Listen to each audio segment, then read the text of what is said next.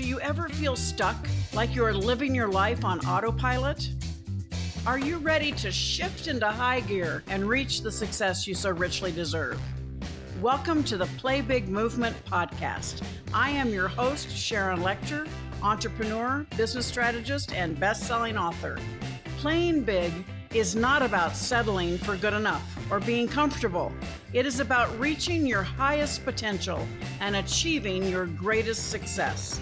Join me in my Play Big movement as I interview top experts in business, money, and entrepreneurship, all ready to serve you and to help you play big, be number one in your field, live your legacy, and create maximum impact. Welcome to this segment of the Play Big Movement podcast. I'm very excited today because I have Justin Byrd with me, and I would like to say he's been a long-time friend, but he's a good friend, and I just met him within the last couple of years. He was the lone male speaker at our Think and Grow Rich for Women event in Austin, and he wowed the crowd. Justin, thank you for being with me today. Oh, thank you so very much for having me, Sharon. And the energy, the love, I mean, you were just absolutely adored by the audience. And I know you just got back from speaking again at the Women in Automotive, which is, we also saw each other there last year. So we've had I've had the pleasure of hearing you speak several times. And I wanted to bring you on because your background is so wonderful. Justin, you spent what, 18 years ago, you started with Chrysler, you rose through the Right. And then you really focused on a niche, and we talk about the most successful businesses solve a problem or serve a need. So you stepped out into the world of marketing, and now you're the CEO and founder of, president of Team Velocity Marketing. And Right. I just love hearing the things that you've done. And for those of you listening and watching, he ducks with the praise comes. He totally highlights his team and the people driving the business with him. So I want to applaud you for that. Thank you so very much. I really appreciate that, Sharon. Well, it's been it was so fun because you really did. You took the spotlight. A lot of particularly male speakers, they just only talk about themselves. And you really focused on the audience, what the audience needed to hear, and then also bringing in the women in your life that have made things successful around you. So. For sure. It is definitely not a journey that is traveled alone, for sure. I can tell you that. And that's why we talk about business as a team sport. So tell me a little bit more other than this introduction. I know you MBA from Michigan State University and Morris Brown College, but tell us a little bit more about the Justin Byrd we're looking here, because I know you're also a fabulous dad. So tell us a little bit. Well, it's funny because, the person that you see in front of you today is really just a reflection of the many people that have invested in me throughout my entire life. I think I kind of came out of the womb with a natural level of some sort of ambition, but that has really been wrapped in a bunch of encouraging people, inspiring challenges to grow me to the man that I am today. It's interesting because, as we're going through our journey in life, there's normally a lot of painful times and tough struggles, et cetera. And when you're in those times, you only think about them for where you currently are as opposed to what it is preparing you for. And what I have learned throughout my years is that, normally when you're going through a challenging time or something is an emotional setback, if you will, it really for me has ended up being a set up. And I didn't realize that, life has many different principles around it. But one of the ones that I really live by is that life listens to you.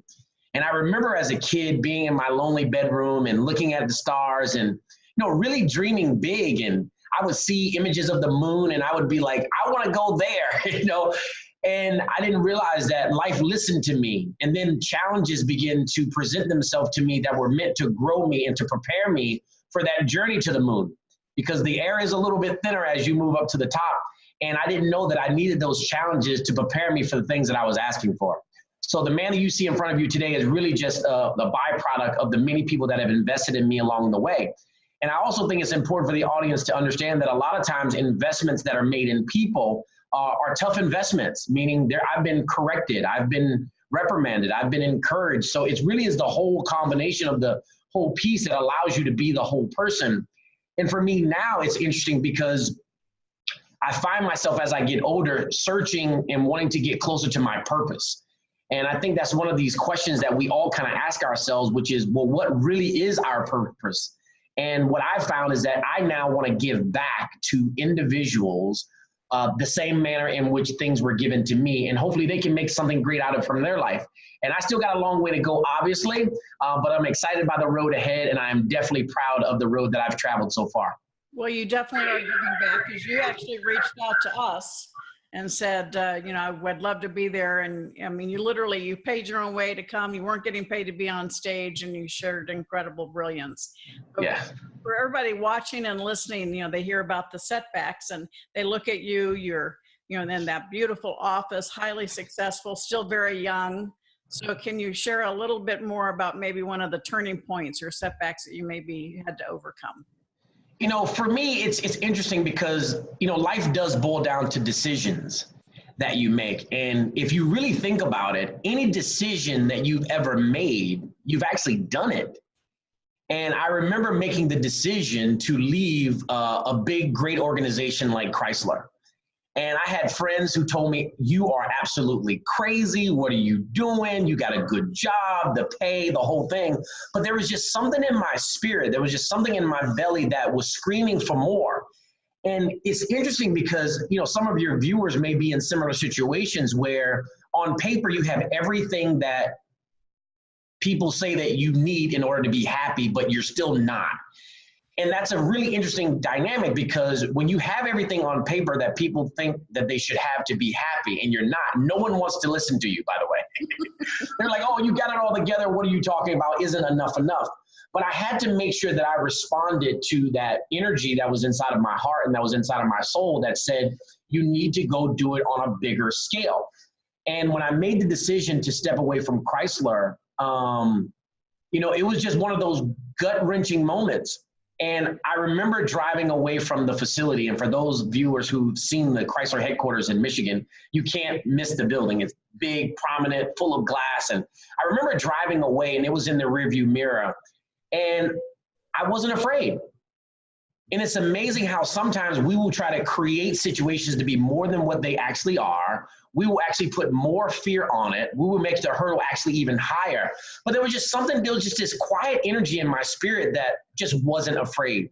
So when I stepped over to become the president of Team Velocity, and I had my business partners here, there was just a bootstrap mentality. You know, in a corporation, you are oftentimes insulated by the various departments, layers of management, et cetera. When it's bootstrap and you're looking eyeball to eyeball with the other investors, I mean, there's there's something in that. And it awakened a spirit in me that I'm so happy that I found, because, you know, for me, and I'm not speaking for anyone else in the audience, but for me, I had thought that I also was starting to become a corporate coward, meaning I was so insulated by the security of the corporation that I stopped being proactive. I stopped thinking big. I only thought as big as the company, but at night when I laid my head down on the pillow, I knew there was a drive. And for me, honestly, it wasn't really a monetary thing. It was just about, what is my legacy gonna be if I don't try this? If I don't listen to this, what's now becoming a loud whisper. It's so funny. Sometimes our inspirations or our dreams start out as small whispers, but then the whisper gets a little louder and a little louder. And for those who don't respond, sometimes the whisper actually goes away. So I want you to stop for just a second, because sure. I want to underline what you just said, because that whisper that starts getting louder, and that thought of driving away with the Chrysler building. You probably haven't heard me share this part of the story, but I tell people all the time, sometimes you have to close a door for other doors to open. And for sure. And talking about that, you know, getting into that corporate culture, we start getting comfortable, and then that comfort turns into complacency. You got it. And then you start realizing that your own personal drive you're tampering it down, because you're complacent in what you're doing. And unless you find a way to release that creativity and curiosity again, you're going to stalemate. And no, you hit it. You hit it right on the head. That is exactly true. And, you know, and two, for me, there were some challenges that were beginning to present themselves at the corporation. And it just made me rethink, relook, and to see things from a different perspective. But really, those challenges that I was around were really driving me towards that loud whisper. Well, and so now at Velocity Marketing, the team Velocity, you are driving a driving force in omni-channel marketing. So tell me what that is, because it's like omni-channel communication. Tell me, describe what. Sure. So as advertisers, there is a need today, as far as the audience that you're trying to communicate to make sure that you have a consistent message, regardless of the touch point of their interaction with your organization, whether that be through social, online, in the digital space, direct mail, email. And, today consumers are teased by a lot of different campaigns, but you also don't know if they're going to interact with just one. So what we have is we have a technology platform that we've created here at Team Velocity, and that platform is called Apollo. And we utilize technology to help us be able to scale consistent marketing communications regardless of the touch point. Because what we found with a lot of our clients is they were engaging in different vendors, and 15 and 20 of them, to do 15 or 20 different things, all for one customer.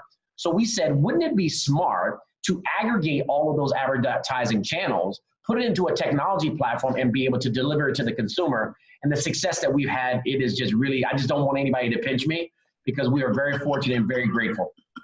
Well, and so that you're actually playing big by helping others play big, because Absolutely. that really does streamline, and it takes a lot of the noise and chaos out of it when you've got that kind of control.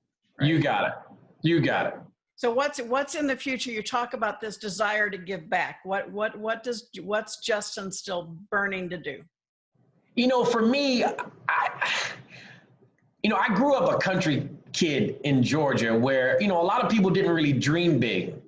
And I remember being around certain people in certain situations where people would say things like, oh, well, I'm always going to be broke, or I'm always going to live in this town. Things ain't never going to change for me. And I didn't feel that way. I didn't feel that way. But I also, by being around those things, it also didn't encourage me to dream big or to dream bigger. And I always said to myself, when I would hear people talk like that, I always said, you know what? I want to have an impact. And what I have decided that I want to do is I want to encourage as many professionals and individuals that I can. But I have a little different take on encourage. Today, encourage is spelled ENCOURAGE. I want people to be INCOURAGE. I want them to be inside of courage, because the things that I have seen people accomplish, the things I've seen people attempt, when they are inside of a moment where they have courage, where they have confidence, it is just remarkable. And you would be surprised at how many people are in successful industries and in successful businesses, but they're not inside of courage. And you need to be inside of courage, because if you think about it, all the forces around us, whether that be our brains, the things that we see on TV, are kind of aimed at keeping you contained and not to play big and not to dream big. So I have just decided for the balance of my life that as many people as I can, in as many facets as I can, I want to help them be inside of courage so they can go and do the great things that are speaking inside of their hearts. Well, I think you're doing that every single day with everyone you touch, and certainly the listeners and viewers of this podcast, I think their energy level has notched up a little bit just by listening to you. But for those of, you talked about, you kind of came out of the womb with that desire to succeed, and that you wake up every day with that energy and excitement for living. For somebody who's watching or listening that maybe doesn't feel that right now, what kind of advice would you give to them to try and step into their own power and be, and I love that, encourage. I think that's fantastic. You want to be inside of it. And I would tell someone who's right now listening to this podcast, or you're walking past someone who's listening to the podcast and you just catch an earshot, I would tell you is to listen to your belly ping, because your belly is telling you things right now. Sometimes we see certain messages, we hear certain things, we get copied on an email, and these things were really meant to speak to you. But I've been in down moments as well. And the things that I would strongly encourage anyone who's not really in that position yet to really step out there in faith, or they've had something really challenging happen to them and it set them back. I'm going to tell you, setbacks are set-ups. There was a time in my life where I had some back pain, and it literally kind of paralyzed me a little bit, where I was not bedridden, but kinda. And it frustrated me to kind of be out of the game and be stuck on that bed or that couch. But what I've now realized is that time period that I spent in timeout set me up for the new game that I was about to play. I got time to think. I got time to see clearly my thoughts. I got time to really understand who my real friends were, who the people that I needed in my life, the people that I didn't need in my life. Because at the speed that I was running, I was unable to see those things because life is coming so fast. So for any of you out there that are in a situation where you feel like you're in timeout, whether that be mentally, emotionally, or spiritually, just know that you need to learn from those instances. It's no different than in a sporting event when the coach calls a timeout or he puts a player on the bench.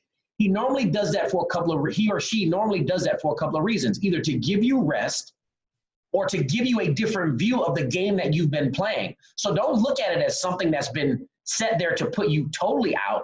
It's preparing for you to set you back up for when you get back in the game. But if you keep your head down, you will never have the right mindset when you get back in the game. So continue to have courage, see yourself, because it's so funny. So many people judge their life based on where they currently are, not where they're going. Mm-hmm. If I would have gotten stopped 5 years ago on where I was, that would have been a bad spot. But I kept my eye focused on where I needed to go and utilize those situations to prepare me to get there. And I love this, going on the bench gives you a different view of what's going on. That is so, so true. You talk about having the Chrysler building in the rearview mirror. I tell people, I use a car analogy even before I met you guys. In the fact that your car, you have a windshield, so you can basically go in any direction you want to. You've got your hand on the steering wheel, foot on the accelerator. But the rear view mirror there is just so that you can learn from the past and not drag it with you. But, that's good. So it's there. So you can use that. But let me jot that down. But I love that because it does, when you have that period of time out, and the folks that are listening and viewing this have heard me say this before, because it's hard when you're a type A person driving to take a break. So allow yourself to have your imagination help you come up with the ideas for the future. Sometimes you have to give yourself that time to think. And just continue. And so many times we don't take the time to actually sit back and say what you've accomplished and take those little wins.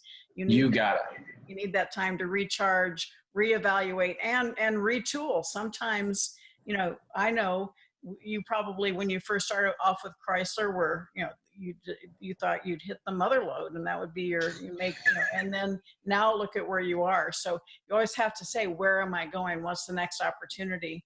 And, playing big, the definition can be different for different people, but I think focusing on feeling that energy inside, and that's what you said, I encourage. I think that's fantastic. So thank you so much, Justin. We're going to hold you over for another brief interview. We're going to be talking about your habits. And for those of you watching or listening, make sure you share this with your friends. This podcast has been fantastic with Justin Byrd. And he's come into our private Facebook group called Play Big Movement with Sharon Lechter, and you'll hear the rest of our interview. Thank you, Justin. Hold on one second. Thank you for having me, Sharon. Thank you for listening to this segment of the Play Big Movement podcast. Please subscribe to iTunes and leave us a review, as well as join us in other areas of social media, Twitter, Instagram, and LinkedIn at Sharon Lechter, and for Facebook, author Sharon Lechter. Thank you so much and have a fabulous day.